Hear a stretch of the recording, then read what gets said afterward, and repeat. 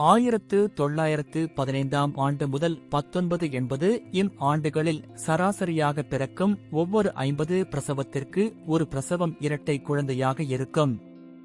இது 2% ஆகும். இது 1995 ஆண்டு 2.5% அதிகரித்தது.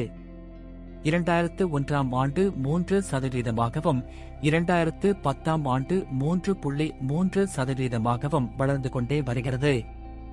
இன்று உலகில் நடக்கும் 30 பிரசவங்களில் 1 பிரசவம் இரட்டை குழந்தை பிரசவம் என புள்ளி விவரங்கள் சொல்லுகிறது.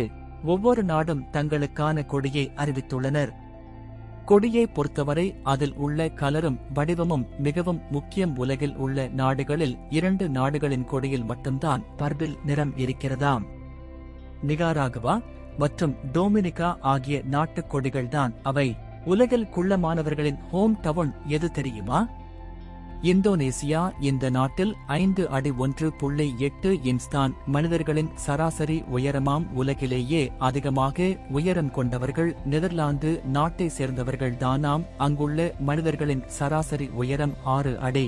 குளிர்பான பிரியர்களுக்கு கோகோ கோலா மீது பயங்கரமான பிரியம் இருக்கும். உலகில் எந்த பகுதிக்கு சென்றாலும் கோகோ கோலா கிடைக்கும்.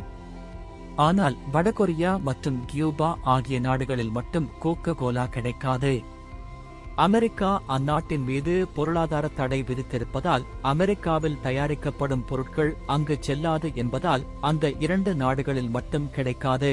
இந்த உலகில் பிரபலமான விளையாட்டு கால்பந்தாட்டம்தான்.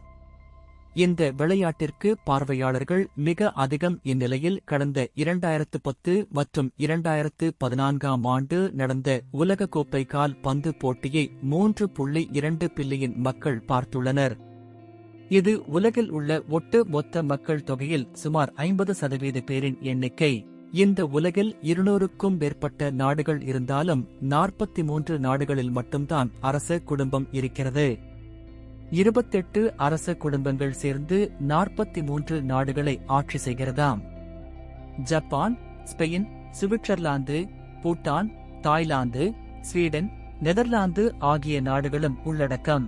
இந்த உலகில் பல்வேறு நாடுகளில் உள்ள மிருக காட்சி சாலைகளில் பாண்டா கரடியை நீங்கள் பார்த்திருக்கலாம்.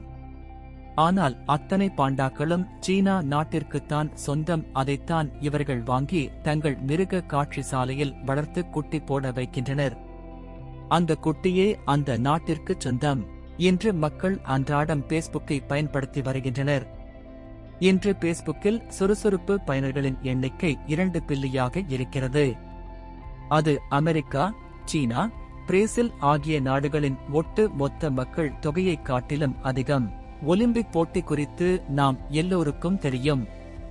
கடந்த 2018 ஆண்டு நடந்த குளிர்கால ஒலிம்பிக் போட்டியில் 2952 வீரர்கள் கலந்து கொண்டனர். அவர்கள் எல்லாம் 92 நாடுகளை சேர்ந்தவர்கள். ஒலிம்பிக் போட்டி வரலாற்றில் அதிக நாடுகள் கலந்து கொண்ட போட்டி இதுதான். இந்த உலகில் பல குளிரான பிரதேசங்கள் இருக்கிறது. அங்கு இதுவரை அதிகமான இருந்த குளிரின் அளவு எவ்வளவு தெரியுமா?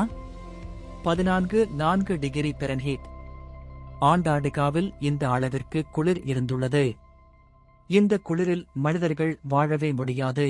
உலகிலேயே ஸ்வீடன் நாட்டில்தான் அதிகமான தீவுகள் இருக்கிறதாம். அந்நாட்டில் 2,21,800 தீவுகள் இருக்கிறதாம். அதில் 1000த்திற்கும் மேற்பட்ட தீவுகளில் ஆட்களே இல்லையாம்.